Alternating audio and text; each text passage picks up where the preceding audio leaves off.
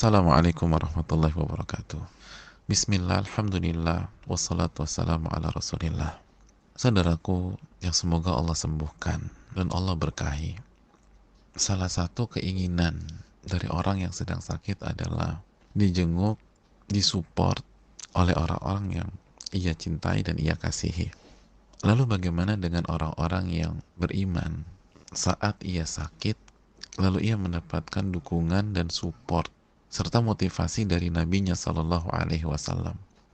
Ummul Ala, seorang sahabat wanita Nabi Shallallahu Alaihi Wasallam, pernah memberikan kesaksian dan cerita dan pengalaman pada saat beliau sakit.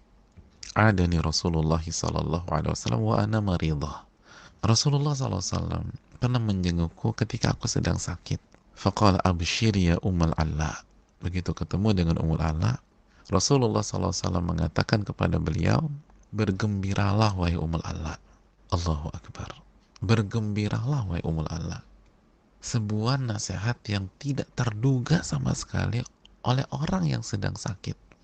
Di saat atmosfer kamar isolasi atau kamar rumah sakit atau kamar di rumah kita jika kita dirawat di rumah, atmosfernya penuh dengan kesedihan, kegalauan, tapi justru Nabi SAW membawa pesan kegembiraan kepada kita.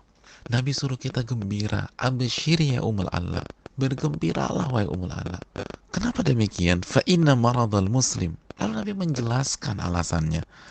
Karena sesungguhnya penyakit atau rasa sakit yang dialami oleh seorang muslim, yudhibullahu bi khatayah, akan menyebabkan Allah Subhanahu wa ta'ala menghilangkan dosa-dosanya, kesalahan-kesalahannya, memutihkan maksiat-maksiatnya.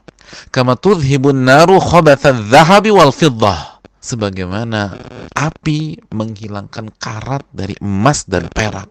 Hadis ini hadis yang sahih, dikeluarkan dan diriwayatkan oleh Imam Abu Dawud. Nabi SAW mengajak kita yang sedang sakit untuk cerdas dalam melihat rasa sakit kita. Jangan hanya melihat dari satu sisi.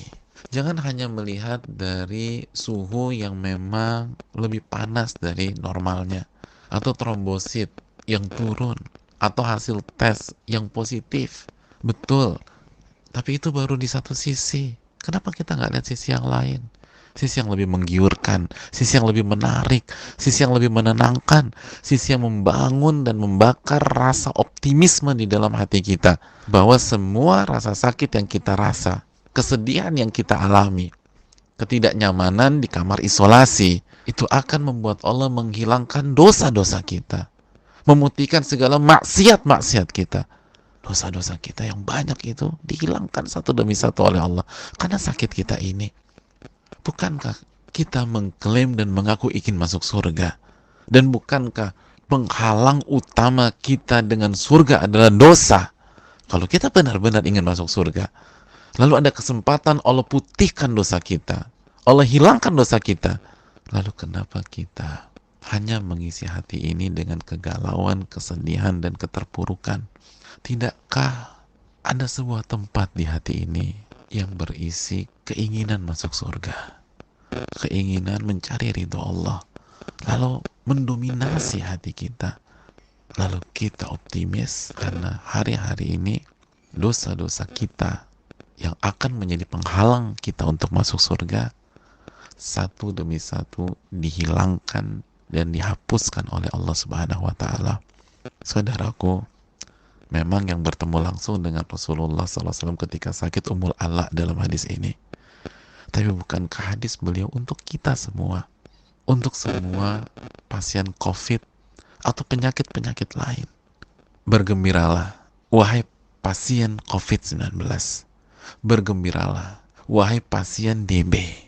Bergembiralah, wahai pasien kanker. Bergembiralah, wahai pasien penyakit-penyakit lain. Nabi tidak sedang menggampangkan, apalagi nyinyir.